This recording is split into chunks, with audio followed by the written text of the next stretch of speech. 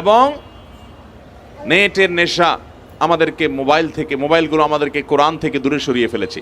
কোরআন যদি আপনি বুঝে বুঝে পড়েন, অর্থ সহকারে, ব্যাখ্যা সহকারে তিলাওয়াত করেন, প্রতিদিন আপনি কোরআনের সাথে সময় কাটান, আপনার অন্তর আল্লাহর ভয়ে বিগলিত হবে।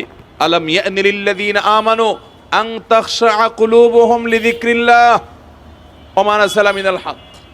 আল্লাহর পক্ষ থেকে যে হক এবং সত্য এসেছে সেটার কারণে আল্লাহর ভয়ে অন্তরটা বিগলিত হওয়ার সময় কি এখনো আসে নাই ভাই? এই মোবাইল আর কতকাল ফেসবুক, ইউটিউব, টিকটক এবং এই সমস্ত জিনিসের মধ্যে আপনি বুঁদ হয়ে থাকবেন? ভাইরা আমার, জীবন গলে যাচ্ছে বরফের মতো করে, কতকাল হারিয়ে থাকবেন এগুলোর মধ্যে?